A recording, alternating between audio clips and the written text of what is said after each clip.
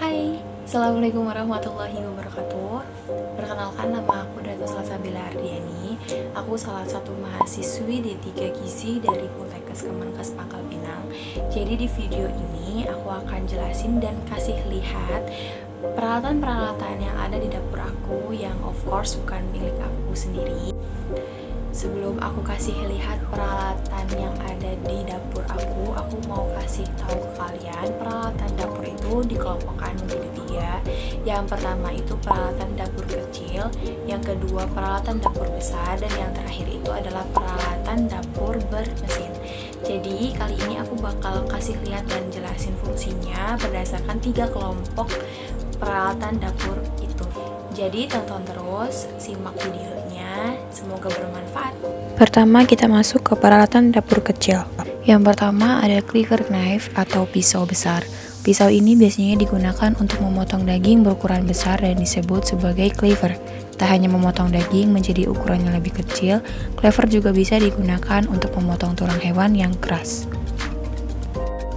Yang kedua ada pisau roti. Pisau ini memiliki gerigi tipis di bagian bawah pisaunya.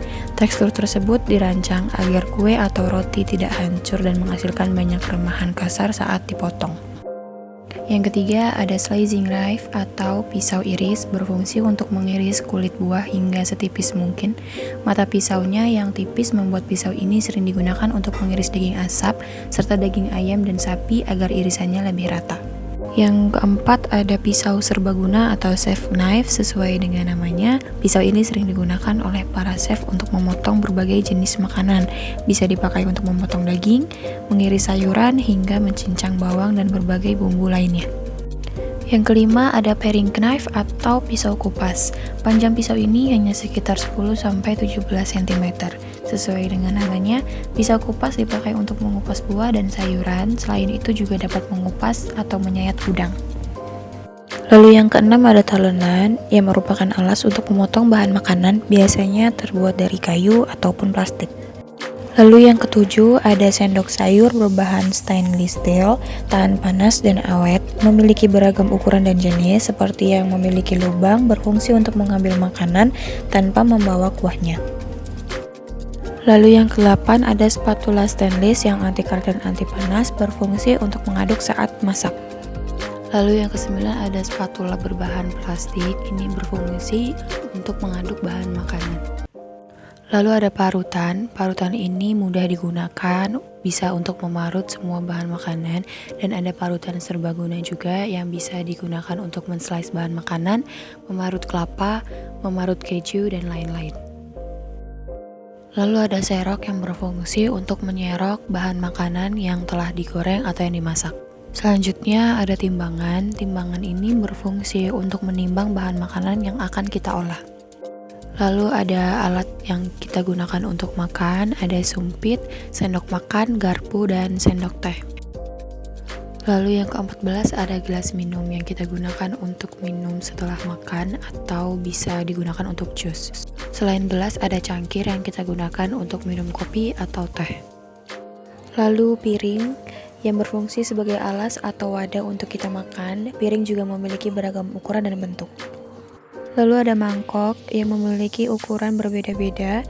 Mangkok berfungsi sebagai wadah makanan atau lauk yang berkuah. Kemudian kita masuk ke peralatan dapur besar. Yang pertama ada kompor atau stove. Kompor merupakan alat yang wajib dimiliki dalam sebuah dapur. Kompor berfungsi untuk kita memasak bahan makanan dan menghasilkan makanan yang baik dan aman saat dikonsumsi. Kompor juga harus terbuat dari bahan anti karat, yaitu stainless steel. Yang kedua ada oven. Oven ditujukan untuk pengolahan makanan dengan teknik baking atau roasting. Oven cocok untuk membuat roti, cake, dan lain-lain. Yang ketiga ada wajan atau wok, memiliki bentuk tidak datar melainkan berbentuk cekung yang dalam, karena berfungsi untuk menggoreng atau menumis masakan dengan minyak banyak.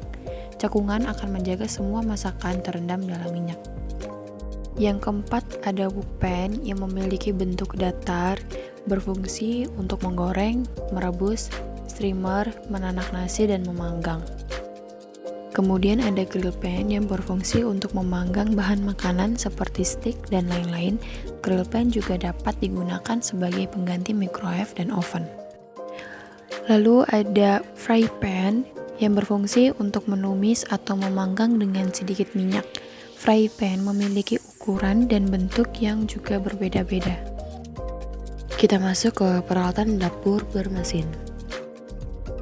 Yang pertama ada microwave. Microwave tidak bisa untuk memanggang makanan, tetapi microwave memiliki fungsi yang bisa untuk mengukus berbagai bahan makanan dengan bantuan uap air. Yang kedua ada rice cooker atau penanak nasi, adalah alat listrik yang berfungsi untuk memasak dan menghangatkan nasi. Yang ketiga ada toaster, merupakan alat elektronik yang sangat mudah digunakan karena berfungsi sebagai pemanggang roti. Nah, itu tadi peralatan-peralatan yang ada di dapur aku, dan aku gak bisa sebutin dan kasih lihat satu persatu. Aku hanya menyebutkan perwakilan dari semuanya aja. Kalau kalian suka sama videonya, jangan lupa kalian like dan kalian share juga ke teman-teman kalian. Semoga video ini bisa bermanfaat dan membagi pengetahuan dan menambah ilmu buat kalian semua. Terima kasih. Wassalamualaikum warahmatullahi wabarakatuh.